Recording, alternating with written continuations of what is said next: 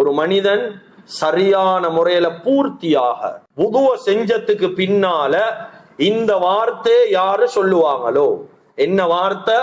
அஷ்ஹது அல்லா இலாஹ இல்லல்லாஹ் வ அன்ன முஹம்மதன் அப்துல்லாஹி வ ரசூலுஹு. பரிபூரணமான முறையில சும்மா எடுத்து தடாவிட்டு வாரல்ல, வுதுவ செய்யக்கூடிய நேரம் அவசரப்படுறல்ல.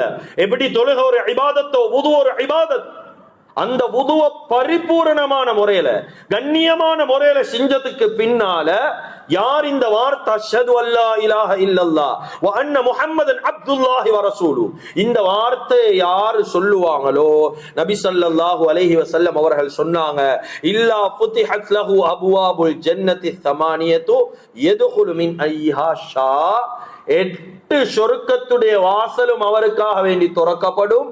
8 சொர்க்கத்துடைய வாசல்ல எந்த சொர்க்கத்துடைய வாசலாலே அவர் சொர்க்கத்துக்குள்ள போகலாம்.